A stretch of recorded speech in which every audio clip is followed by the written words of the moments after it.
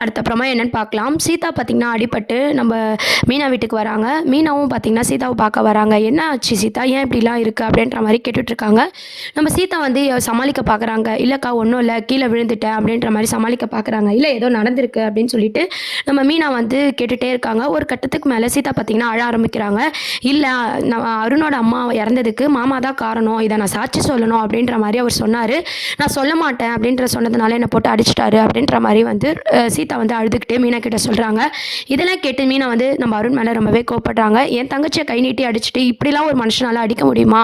ஏன் இவர் இப்படிலாம் நடந்துக்கிறாரு? அப்படின்னு சொல்லிட்டு நம்ம மீனா வந்து ரொம்ப கோவப்படுறாங்க. இந்த விஷயம் பார்த்தீங்கன்னா, கண்டிப்பா நம்ம முத்துக்கு தெரிஞ்சா, முத்துவும் சும்மா இருக்க போறதில்ல. நம்ம அருண போட்டு அடிக்க போறாரு. இதெல்லாம் தான் அடுத்த ட்ராக்கா வந்து கொண்டு வராங்க. அது மட்டும் இல்லாம, நம்ம மனோஜ் மனச எப்படிலாம் மாத்தணும் அப்படின்னு சொல்லி ரோகிணி ட்ரை பண்ணிட்டு இருக்காங்க இல்லையா? நம்ம பார்க்குக்கு ரோகிணி யார்கிட்டயோ பேசிட்டு இருக்க மாரி ஒரு ஃபோன் கால்ஸ் மூலமா வந்து பார்த்தீங்கன்னா, மனோஜ் வந்து பார்க்குறாரு. இது எல்லாமே பார்த்தீங்கன்னா, ரோகிணியோட திட்டமா தான் இருக்கு. அங்க வந்து பார்க்ல இருக்கவங்கலாம் நம்ம மனோஜ வந்து தப்பா புரிஞ்சுக்கிறாங்க. அடிக்க போம்போது பார்த்தீங்கன்னா, "இவ என்னோட ஒய்ஃப்" அப்படின்ற மாரி ஒரு கட்டத்துக்கு மேல நம்ம மனோஜ் வாயில வந்துருது. இதெல்லாம் கேட்டு இத வச்சு நம்ம மனோஜ நம்ம பக்கம் கொண்டு வரலாம் அப்படின்ற மாரி ரோகிணி யோசிக்கிறாங்க. இது எல்லாமே பார்த்தீங்கன்னா, ரெக்கார்டும் பண்ணிக்கிறாங்க. கோர்ட்ல வந்து வருது இல்லையா? அப்ப வந்து இதெல்லாம் காட்டுறதுக்கு யூஸா இருக்கும் அப்படின்னு சொல்லி ரோகிணி வந்து பிளான் போடுறாங்க. ரோகிணி வலையில வந்து நம்ம மனோஜ் வந்து சிக்கிறாரு. அதுக்கப்புறம் பார்த்தீங்கன்னா, சீதா ஒரு பக்கம் அழுதுகிட்டு நம்ம அருணுக்கும், முத்துக்கும் வந்து பிரச்சனை வந்து பெருசாகுது. செல்வமும் பார்த்தீங்கன்னா, ஜாமீன்ல வெளிய வந்துடுறாங்க.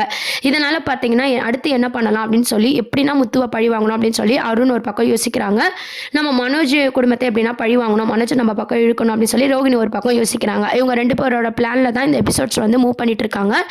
அதுக்கப்புறம் பார்த்தீங்கன்னா, சீதா கொஞ்ச நாள் வந்து அவங்க அம்மா வீட்ல இருக்கிற மாரியான சீன்ஸ் தான் காட்டப் போறாங்க. நம்ம முத்து வந்து இத எப்படி வந்து ட்ரீட் பண்ண போறாரு, அருணும் சீதாவும் எப்படி சேரப் போறாங்க, அதுக்கப்புறம் வந்து கோர்ட் தீர்ப்பெல்லாம் கொஞ்சம் காட்டப் போறாங்க. கோர்ட்ல வந்து நம்ம ரோகிணி எவ்வளோ பெர்ஃபார்மன்ஸ் பண்ணி இத வந்து தள்ளி போடப் போறாங்க அப்படின்றதெல்லாம் வெயிட் பண்ணி பார்க்க வேண்டியது இருக்கு. செல்வம் வந்து இந்த கேஸ்லேருந்து முழுசா வெளிய வரணும் அப்படின்னு சொல்லி முத்து நெறைய ட்ரை பண்ண போறாங்க. அதுக்கப்புறம் அது மட்டும் இல்லாம ரோகிணியோட ஃப்ரெண்ட் இருக்காங்க இல்லையா? வித்யா அவங்கள தான் சாட்சி சொல்ல கூட்டு வராங்க. இந்த வித்யா வந்து சாட்சி சொல்லக்கூடாது அப்படின்ற மாரி ரோகிணி வந்து பிளான் போடுறாங்க. இதெல்லாம் தான் அடுத்த ப்ரோமோவா இருக்கு. அடுத்து என்ன ஆக போகுதுன்னு சொல்லி வெயிட் பண்ணி பார்ப்போம். தேங்க்ஸ் ஃபார் வாட்சிங்.